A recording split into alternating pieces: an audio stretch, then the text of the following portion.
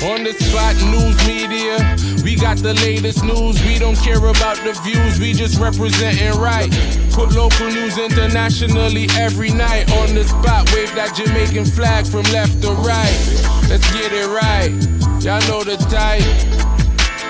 We ain't dealing with the hype. We make it take flight. Yeah, man, my viewers and subscribers, what go on. A blessed and wonderful Thursday evening to each and every person out there tuning in to On The Spot News Media. Now, my peeps, I have a few stories to share with you, the regular members of Chan Public, and also members of the diaspora. So please, like the video, share the video, watch the entire blog, so you can get a full understanding of everything we are going in Jamaica. So we're going to kick it off with some international news, my peeps, as Jamaicans seem to be making the international news in a negative light since of late. So on your screen is a 19-year-old man who has been identified as Reid. Now this 19-year-old Jamaican has been denied bail after he allegedly used a rock to severely injure a man during a fight at a hotel in Harrisburg in Pennsylvania, United States. So according to allegations outlined by state police, about 8:30 p.m. on Sunday, August 28, the Jamaican and a man engaged in a fight over work issues at the La Quinta Inn and Suites located in West Hanover Township. So during that scuffle, the Jamaican threw a rock at the complainant before grabbing another rock, hitting him over and over. So the complainant was reported to have been gushing a whole heap of red from the side of his head and was taken to the hospital. Reid was arrested by officers outside of the hotel and subsequently charged. During an initial court appearance, Reid was denied bail by the judge on the basis that the charges were of a serious nature and that the extensive injury sustained by the victim was definitely of a more serious nature. So further reports stated that the flight risk of the Jamaican and a pending immigration detainer against him were also considered. So Reid remains in custody at the Dauphin County Prison until his preliminary hearing. So basically, this brother and never straight in our country and gonna find himself in a physical fight with somebody using a stone for damage the man so bad. Boy, may I tell you, yo, youth and youth out there, we have to wise. We way too easily aggravated. The least set a thing and we're ready for murder somebody. Go easy, youth and youths. Yeah, man. So anyway, make we get back to the local news. So right now, my peeps, the Manchester police are investigating a fatal knockings and clappings of a bar owner over there in the Bethel Street area of Greenville, Manchester. All of this going on this morning. So on your screen is David Jr. Reid, 40 years old, otherwise called Rasta. He was attacked and get a portion taken to him skin by the old Dutty Corna boy them around 6:30 a.m. this morning, Thursday, September the 1st. So the police were called in and Mr. Reid was seen with a portion taken up wounds to the upper part of his body and head. Investigators believe that his knockings and clappings could be a reprisal based on previous incidents in the area. So Superintendent Shane McCullough, head of the Manchester Police, and Michael Phillips, Member of Parliament for Manchester North Western, were among leaders now on the ground in Greenville for a walkthrough along with other police personnel. Greenville has been tensed following a portion of knockings and clappings, basically a spate of crime and violence, murders, shootings, you name it. Greenville, it has been happening there.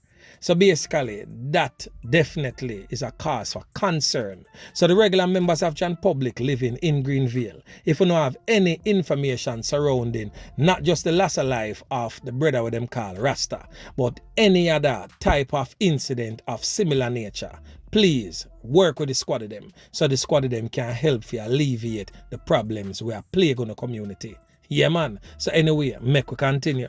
So on your screen is a photograph of Little Duns River. This place can be found in our Garden Parish. When time we say Garden Parish, I don't know say at the parish of St. and we talk. So when time on the spot news media show a picture like this, it's not a tourist board advertisement. The old dirty Corna boy them, here man me I tell you, has laid their hands on this piece of nature. Yeah man me I tell you. The police them have to lock it down because the old dirty Corna boy them don't a sentence there are going bad. So the sentence police have closed one of the parish's most popular recreational sites, Little Duns River Beach, following the loss of life of a man that took place over there on Saturday. So the man who lose him 3 points courtesy of the old dirty Corna boy them is 25-year-old Roshane Hansen. He's also called Brother. He's of a Mansfield Heights address near Ocherios, St. Ann. So the police carried out an extensive operation on Monday, during which several persons was taken into custody. So acting superintendent in charge of the St. Ann Police, David White, stated that the loss of life of the man is believed to be part of gang activities and also the battle for control of the beach. Superintendent White also stated that the beach and its activities are controlled by gang members from Steertown, that is near Miami Bay and about 3 miles away. So we're going to hear from the superintendent right now and listen to everything we have to say. Listen. The gangsters are there. They have been collecting for quite some time, and nothing has been done. So we intend to make sure that we enforce the law. We are going to make our presence being felt, and we intend to bring in those persons who are part of that criminal network for questioning on the basis that these people have taken over the beach. It's owned by the UDC, and they start to erect homes, buildings inside there, homes inside there, and they have been doing business. Some structures have been inside there. So the Parish Council, UDC, who is the owner, they have not gone in and to enforce the laws that govern in erecting buildings on beach side and so on. The police is really asking citizens to avoid going to Little Duns River for now until we are sure and can satisfy the general public that the place is safe to be used. If we believe that criminal elements are operating within the space and the possibility of reprisal, the fact of the matter is, if the reprisal come, it might be at the expense of the citizens who are there. So that was the voice of David White, acting superintendent in charge of the St. Ann Police. So of course, you don't know Westmoreland are going bad from over there, and boy, I tell you the old dirty Corna boy them over there. Definitely nah ease up. So a makeup artist and their boyfriend get a portion taken to them skin by some old dirty Corna boy posing as police officers at their Sitting Street home in Savannah, Westmoreland. All of this going this morning. So the incident happened shortly after 1 a.m. So reports from the police is that the couple was at home sleeping when they heard a loud banging on their front door. Boom, boom, boom, police, whoop 'em up. So the perpetrators reportedly smashed the front glass same time and kick open the door. So the people them definitely catch them fright and I said, no, I can't police that car, police not operate so. And them run off of them bed and head to the back room. So the old dirty Corna boy them chase them down and just start fire indiscriminately in the house, hitting the boyfriend in the right leg and the female in the right eye.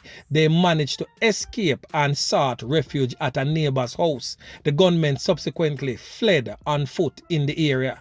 So both victims were later assisted to the hospital where they were treated and admitted in stable condition. So the Westmoreland Police CIB is definitely investigating that knockings and clappings.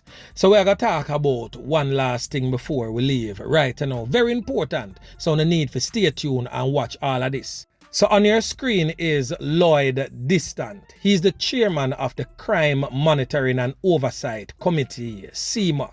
He says he's hopeful that by the end of October this year, there will be a new and expanded national consensus on crime.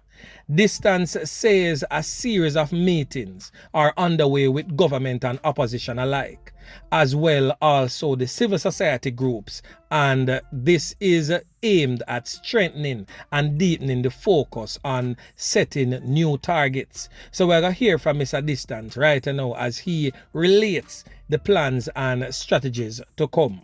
Listen to what Mr. Distance has to say.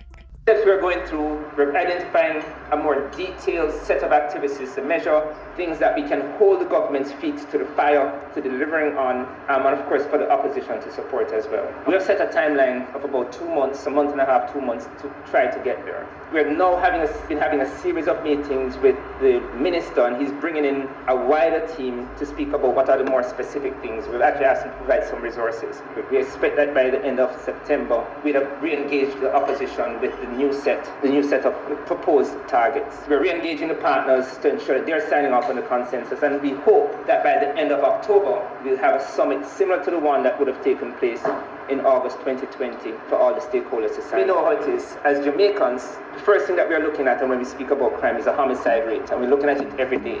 One of the things that we're now identifying, and the conversations that we're having with the minister and the opposition, are what are those short-term initiatives, what are the things that need to happen? And of course, you're going to hear the states of emergency come into the conversation, or the Enhanced Securities Measures Act. But whatever those things are, let us rally behind those. One of the conversations that is coming up is when you have a huge presence of authority in an area, crime drops. That we've received is that the drafting of the policy is far advanced. We haven't seen anything about when the policy will be, when they finish drafting the policy, or when the act will even be tabled. So no timeline. Certainly it's one of the areas that we've continued to push to say, at least give us a timeline, even if it's 12 months from now. So that was the voice of the chairman of the Crime Monitoring Oversight Committee, CMOC, Lloyd Distant. So my peeps, let us all wait, watch, and also pray, and also play our part to assist the government, the police, whatsoever it may be, whatsoever it may take to get this crime monster under control, because it is affecting every single last one of us in one way or the other.